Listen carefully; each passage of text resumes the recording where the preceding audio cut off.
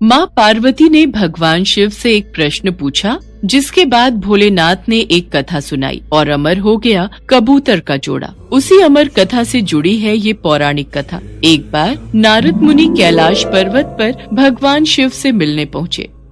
नारायण नारायण, प्रणाम माते। आइए देवर्षि नारद, कैसे आना हुआ? माते, मैं तो भगवान शिव और आपके दर्शन करने आया हूँ, पर महादेव कहीं दिखाई नहीं दे रहे। वे तो भ्रमण के लिए गए हैं, कुछ देर में लौटेंगे। देवर्षि नारद माँ पार्वती से वार्तालाप करने लगे। तभी उन्होंने माँ पार्वती से पूछा, माते, क्या आप अमर कथा के बारे में जानती हैं? अमर कथा? वो कौन सी कथा है? उसके बारे में तो मैं नहीं जानती। नारायण नारायण, माते, जब भगवान भोलेनाथ आएंगे तब आप उनसे इस बारे में पूछना।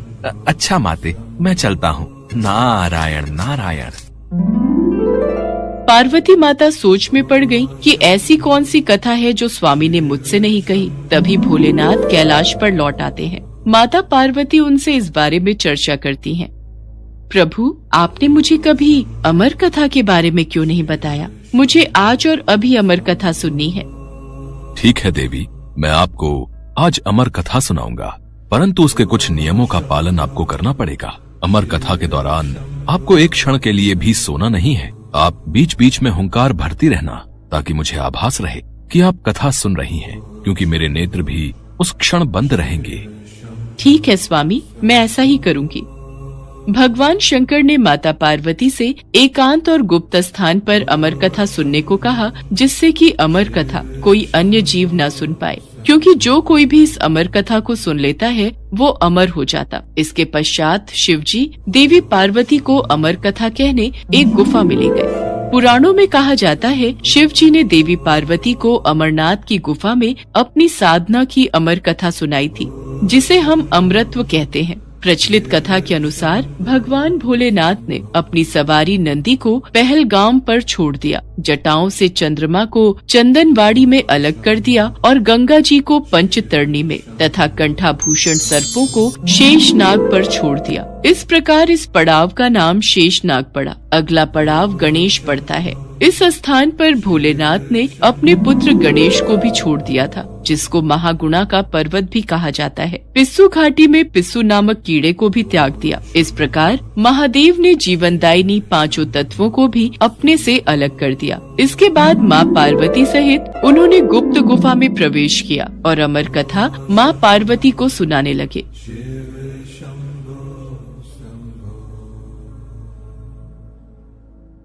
पर कथा सुनते सुनते देवी पार्वती को नींद आ गई और वो सो गईं, जिसका शिवजी को पता नहीं चला। भगवान शिव अमर होने की कथा सुनाते रहे। उस समय 2 सफेद कबूतर शिवजी से कथा सुन रहे थे और बीच बीच में गूं गूं की आवाज निकाल रहे थे। शिवजी को लगा कि माता पार्वती कथा सुन रही हैं और बीच बीच में हुंकार भर रही हैं। इस तरह दोनों कबूतरों ने अमर होने की पूरी कथा सुन ली थी। कथा समाप्त होने पर शिव जी का ध्यान देवी पार्वती की ओर गया, जो सो रही थी। अरे, देवी पार्वती तो गहरी निद्रा में है, तो फिर ये हुंकार कौन भर रहा था? अचानक महादेव की दृष्टि अमर कथा को सुनते उन कबूतरों पर पड़ी, तो वे क्रोधित हो गए और उन्हें मारने के लिए आगे बढ़े। मेरे क्रोध से तुम दोनों को कोई नहीं बचा सकता, तुम्हें इसका दंड अवश्य मिलेगा। हे प्रभु, हमें क्षमा कीजिए, हमने अनजाने में ही भूल की, पर हमने आपसे अमर होने की कथा सुनी है। यदि आप हमें मार देंगे तो अमर होने की ये कथा झूठी हो जाएगी। इस पर भगवान शिव का क्रोध शांत हो गया। प्रभु, इन दोनों का इसमें कोई दोष नहीं। मैं गहरी निद्रा में सो गई थी। मैंने आपके आदेश का पालन नहीं किया, इसलिए इन दोनों को क्षमा कर दीजिए। भगवान शिव जानते थे कि अनजाने ही सही पर कबूतरों ने अमर कथा को सुन लिया था, इसलिए वे दोनों अमर हो चुके हैं। इस पर महादेव ने कबूतरों को जीवित छोड़ दिया। भगवान शिव के आशीर्वाद से वो कबूतर का जोड़ा अजर अमर हो गया। कहते हैं आज भी इन दोनों कबूतरों का दर्शन भक्तों को इस गुफा में प्राप्त होता है और तब से ये गुफा अमर कथा की साक्षी हो गई व इसका नाम अमरनाथ गुफा के नाम से प्रसिद्ध हो गया।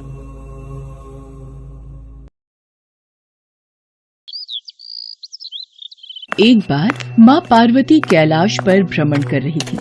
तभी उनकी नजर पृथ्वी लोक पर पड़ी। सेठ जी, ये माल गाड़ी में से उतार दिया है। ये ले, तेरे आज की कमाई के 200 रुपए। पूरा दिन मेहनत करके सिर्फ ये 200 रुपए ही कमाई हुई है। अब इसमें से 50 रुपए दूध के, 50 रुपए सब्जी के, बाकी बचे 100 रुपए जो पूरे 3 दिन चलाने हैं। ये हो गए पूरे 50,000 रुपए। इन्हें तिजोरी में रख देता हूँ। नहीं भैया, ये बहुत महंगी साड़ी है, कोई सस्ती सी दिखा दो। हाँ, ये 150 रुपए वाली ठीक है। भैया, ये तीनों साड़ी पैक कर दो। ये लो 5,000 रुपए। माँ पार्वती गरीब और अमीर दोनों को देख रही थी।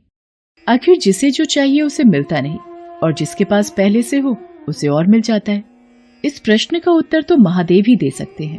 धरती का ये नजारा देखकर माँ पार्वती भगवान शंकर के पास जाती है। महादेव, मैंने देखा है कि धरती पर जो व्यक्ति पहले से ही गरीब और दुखी है उसे और ज्यादा दुख मिलता है, और जो सुख में है आप उसे दुख नहीं देते। ऐसा क्यों? भगवान, ये आपकी कौन सी लीला है? देवी पार्वती, इस बात का उत्तर जानने के लिए आपको हमारे साथ धरती पर चलकर वहां के प्राणियों का हाल चाल जानना होगा। वहीं इस प्रश्न का उत्तर आपको प्राप्त होगा। भगवान शिव के कहे अनुसार कुछ समय बाद माँ पार्वती उनके साथ मृत्युलोक में प्राणियों का हालचाल जानने के लिए चल पड़ी। तभी रास्ते में उन्हें एक गरीब पति पत्नी जाते दिखाई दिए। उर्मिला, कुछ समझ नहीं आ रहा, हमारी गरीबी के दिन कब दूर होंगे। वो चंदन ने फिर एक नई जमीन खरीद ली। सबका भाग्य एक सा नहीं होता है जी। उसके भाग्य में अमीर बनना लिखा है, हमारे में नहीं। भगवान की इच्छा होगी तो हम भी अमीर बन जाएंगे। पता नहीं कौन से पिछले जन्मों के कर्मों की सजा भुगतनी पड़ रही है। न जाने कौन से बुरे पाप किए थे। हे महादेव, आप इन दोनों पति पत्नी को कुछ ही पलों में अमीर बना सकते हैं। मेरे कहने पर आप इन्हें अमीर बना दीजिए। ये बेचारे कितने दुखी हैं। देवी पार्वती, इन दोनों के भाग्य में अभी अमीर बनना नहीं लिखा है। महादेव, जब हम इन्हें धन दे देंगे तो इनकी गरीबी दूर हो जाएगी, फिर ये भी अमीर और सुखी हो जाएंगे। कृपया करके आप इनकी मदद कीजिए प्रभु। देवी पार्वती, मैं तुम्हारी इच्छा अनुसार इन्हें धन प्रदान कर देता हूँ, पर उसका मिलना या ना मिलना कर्मों पर निर्भर करता है। पार्वती जी के कहने पर भगवान शिव ने सोने की अशर्फियों से भरी एक पोटली उस रास्ते में डाल दी। पोटली से कुछ दूरी पर उर्मिला की नजर गुजरते हुए एक अंधे व्यक्ति पर पड़ी। सुनो जी, हम तो गरीब हैं इसलिए दुखी हैं, पर ये सामने व्यक्ति तो नेत्रहीन है। एक बात समझ नहीं आई, ये नेत्रहीन लोग कैसे जीवन व्यतीत करते होंगे? हाँ, बड़ी मुश्किल होती होगी उर्मिला इन बेचारे नेत्रहीन लोगों को। चलो आज हम भी अंधों की तरह चलकर देखते हैं, देखें ये कैसे जीवन जीते हैं। उर्मिला और सूरज आंखें बंद कर एक दूसरे का हाथ थामे चलने लगे। सोने की अशर्फियों की पोटली रास्ते में ही पड़ी रह गई और वे दोनों करीब से गुजर गए। भगवान शिव बोले, देखा देवी पार्वती, इनके भाग्य में अभी गरीबी ही लिखी है। हम कुछ दिन धरती पर ही रहेंगे। यहाँ मनुष्य रूप में रहकर मैं तुम्हारे मन की सभी शंकाओं को दूर करना चाहता हूँ। भगवान शिव और देवी पार्वती ने मनुष्य का रूप धारण किया और पति पत्नी के रूप में एक गांव के पास डेरा जमाया। शाम के समय देवी पार्वती भगवान शिव से बोली, स्वामी, मैं रसोई की तैयारी शुरू करती हूँ। यहाँ पृथ्वीलोक में यदि हम रहने आ ही चुके हैं तो हमें भोजन की भी व्यवस्था करनी होगी। मैं चूल्हा बनाने की तैयारी करती हूँ, आप तब तक भोजन बनाने की सामग्री ले आइए। माँ पार्वती चूल्हा बनाने के लिए बाहर से ईंटें लेने गई।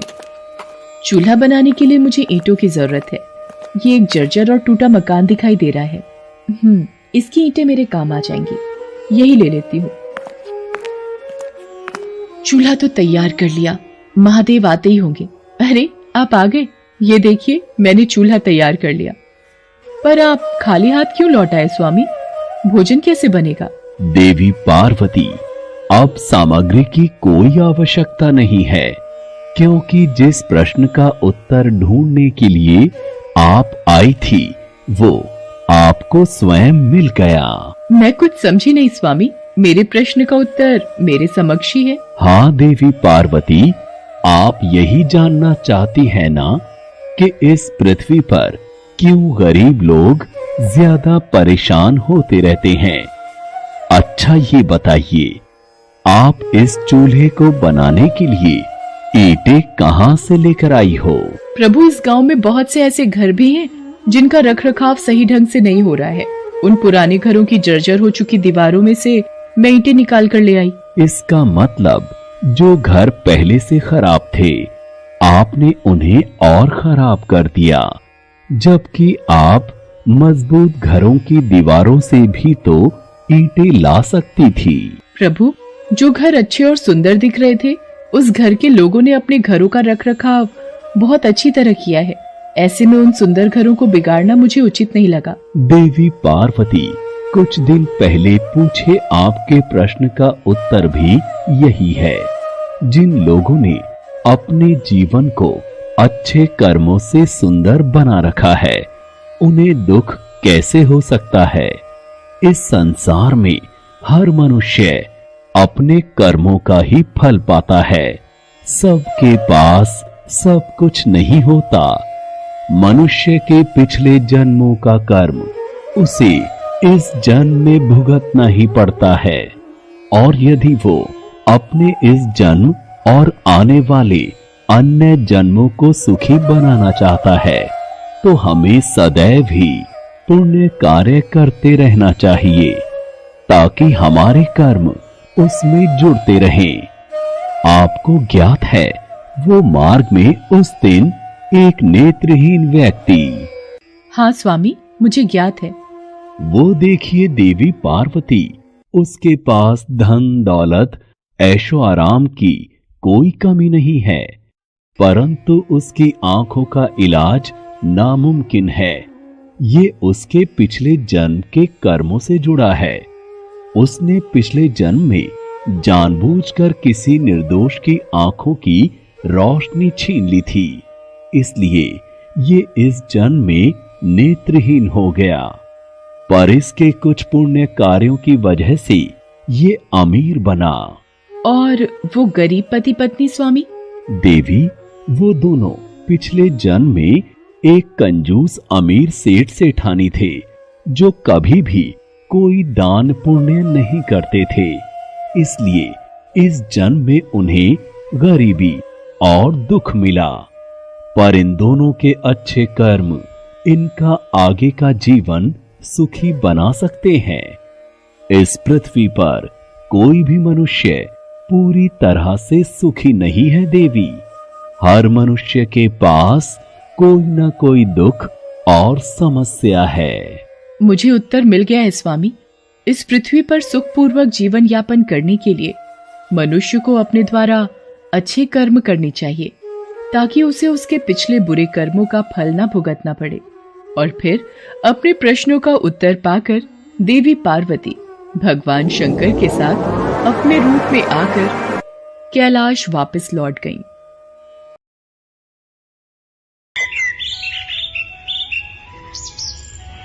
आनंदी की शादी को 5 साल हो गए थे, पर शादी के बाद उसे मां बनने का सुख नहीं मिला था। पति अनिल का काम भी बंद पड़ा था। पहले अनिल एक कोल्ड ड्रिंक की फैक्ट्री में नौकरी करता था, पर अचानक फैक्ट्री बंद हो गई। पिछले 6 महीने से अनिल काम ढूंढ रहा है, पर उसे कोई काम नहीं मिल रहा। आनंदी भगवान शिव और देवी पार्वती की बहुत पूजा करती है। वो कई वर्षों से सावन सोमवार के व्रत और सावन पूजा करती आ रही है, पर उसकी सास कमला हमेशा इस बात से चिढ़ती थी। अब कौन से व्रत पूजा आ गए, सारा दिन जब देखो शिव पार्वती की पूजा ही करती रहती है। आज तक तेरी इस पूजा का कोई फल तो प्राप्त हुआ नहीं, ना इस घर में कोई काम आया, न पैसा आया, न तेरी गोद ही भरी है। माँ जी, सावन का महीना शुरू हो गया है। मैं सावन के सोमवार व्रत शुरू कर रही थी। आज पहला सोमवार है, इसीलिए मंदिर जा रही थी। बस पूजा पाठ के बहाने मंदिर चली जाती है। जा, लेकिन जल्दी आना। और हाँ, कोई पैसे नहीं मिलेंगे। तू ऐसे ही मंदिरों में फालतू के खर्चे करती है।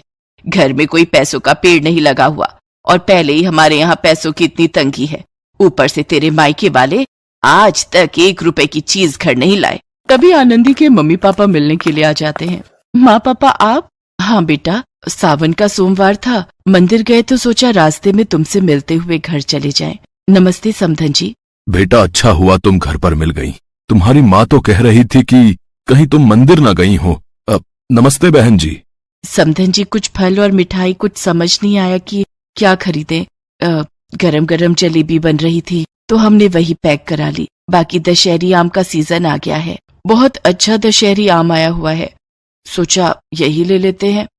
दशहरी आम तो हमारे यहाँ यूं ही पड़े रहते हैं, फ्रिज में सड़ जाते हैं और फेंकने पड़ते हैं, कोई नहीं खाता है। पर ठीक है, अगर ले ही आए हो तो क्या ही कहूँ।